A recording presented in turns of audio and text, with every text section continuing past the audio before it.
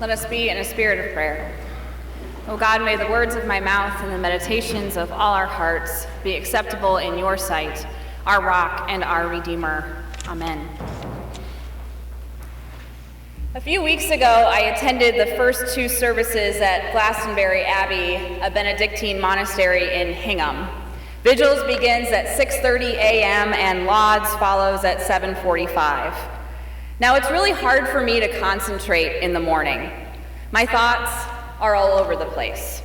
On that Friday morning, they ranged from, did I actually turn off the coffee maker, to, is that monk really wearing Crocs right now?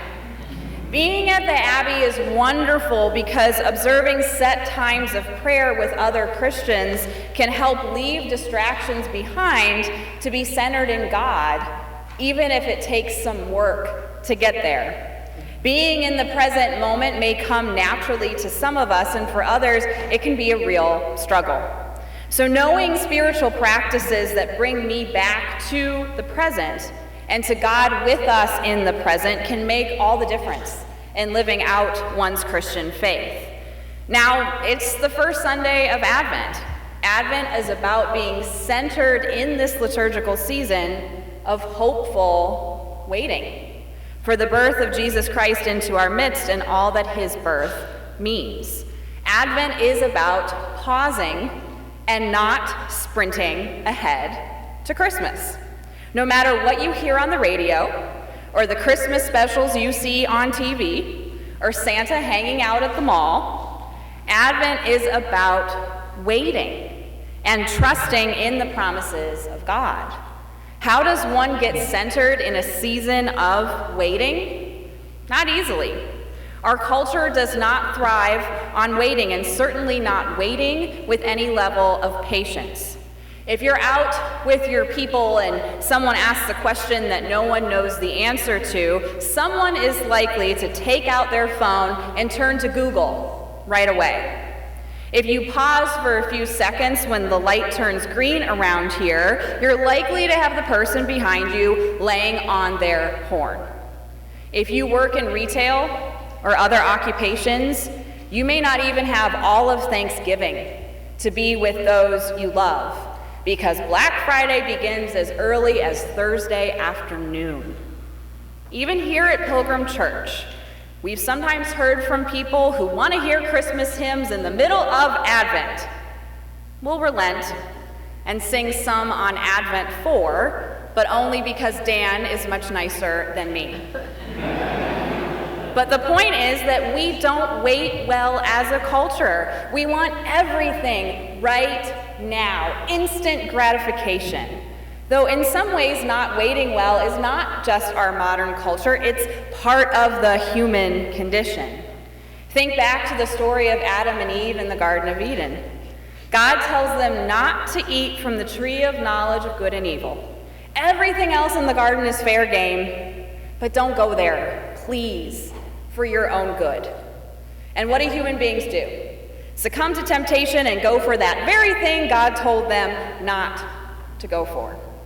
Maybe if they had listened and actually waited, God would have taught them the knowledge of good and evil. We don't need to interpret Genesis literally to understand that it's a timeless story about how human beings operate. If you tell us not to do something, we want to do that very thing you just told us not to do. Let's say that there's beautiful Christmas cookies set out during coffee hour, and we're told, eat anything you'd like, but not that one special plate of cookies over on that table. Won't those be the Christmas cookies we probably want to eat the most, especially after you just told us not to? Sometimes people have trouble with authority. We're stubborn. We think that we know best. We want instant gratification, and we'll want to do the very thing that we're told not to do.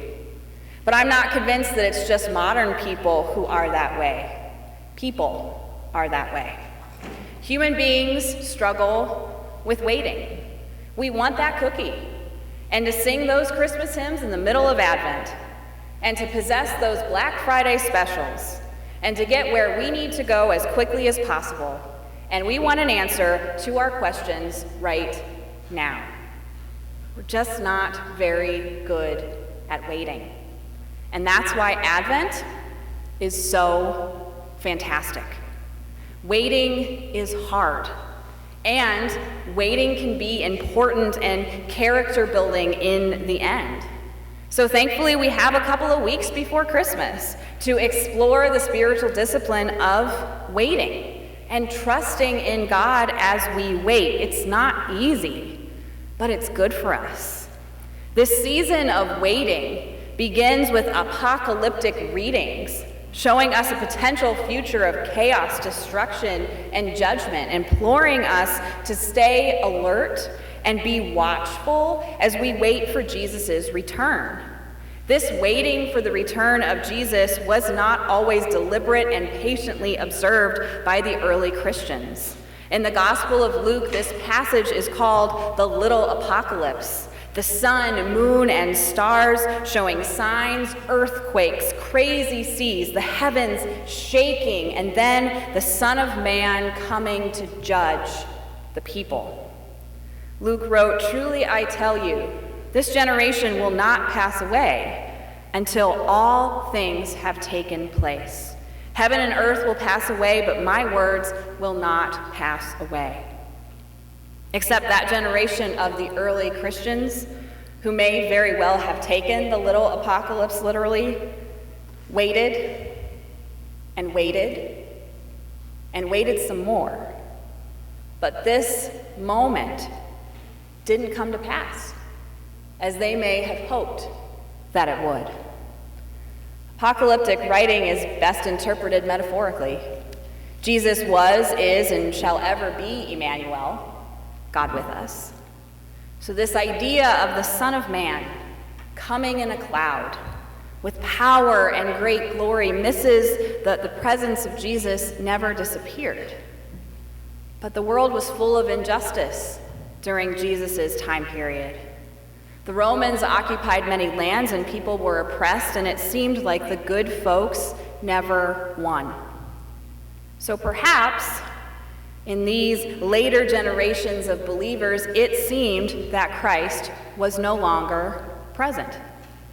Apocalyptic thinking was meant to give people who were waiting for justice some hope. God is on your side. Sometimes there are events beyond our comprehension or control, though ultimately we're not in charge.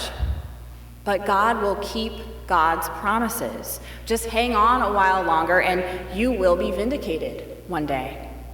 The moral of the story is to be alert, keep awake, and be good people all the time, because you don't know the day or the hour when Jesus will return, if it's even going to happen like that anyway or not. More importantly, Luke writes, be on guard so that your hearts are not weighed down with dissipation and drunkenness and the worries of life. In other words, don't give up hope, no matter how bleak life seems. Wait with hope and trust in God. Looking around today, Luke's story still holds deep meaning, and it's still difficult to heed these words. We can't let our hearts be so weighed down that we succumb to despair for the world, though sometimes that's easier said than done. Maybe our job in these chaotic times is to wait with hope, knowing that we do the best we can with what we have wherever we are to shine some light into our world with God's help. Here's what waiting with hope can look like. There was a story about a mosque that got vandalized outside of Austin, Texas recently. When little Jack Swanson heard about what happened, he got his piggy bank and scraped together $20 that he personally delivered to the mosque's leaders to help with their cleanup.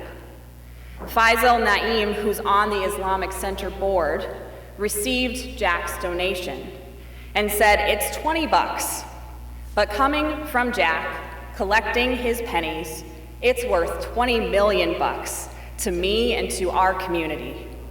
This gives me hope because this means it's not one versus the other. Through social media, Muslims across America found out about Jack's kind donation. Our salon, Iftikhar, an international human rights lawyer, got in touch with Jack's mom, who shared that he had been doing chores for months to save up for an iPad. Jack gave all that hard-earned money away to the vandalized mosque.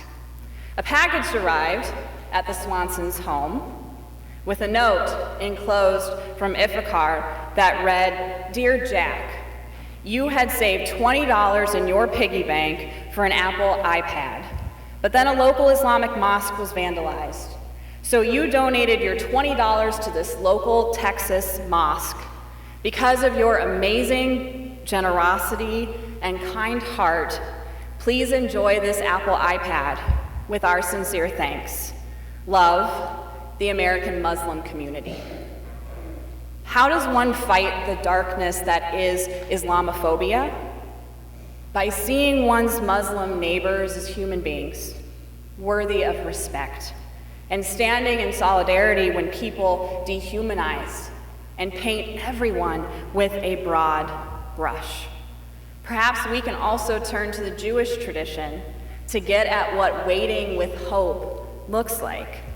In the words of the Talmud, do not be daunted by the enormity of the world's grief. Do justly now. Love mercy now.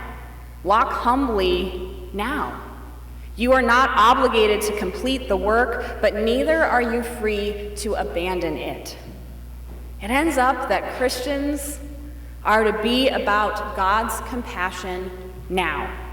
It ends up that Christian discipleship is about living in these in-between times, aware of Jesus always with us and waiting for Jesus to help us truly mend the world. The world can be a scary, chaotic place, though somehow, some way, we're not supposed to let our hearts be troubled. We're not supposed to let our hearts be so weighed down by the worries of this life. Why? Because Jesus is Emmanuel, God with us. We're not in this world alone, and we can't ever forget this. We can wait. And we can watch with hope in our hearts, and we can do justly now, love mercy now, and walk humbly now. This sentiment of compassion unites the religions of the world. Small acts of kindness do make a difference. $20 can feel like $20 million when that gift is given out of love. So let us wait. And let us trust in God. And let us shine some light into our world with hope in our hearts. Thanks be to God, and may it be so with us. Amen.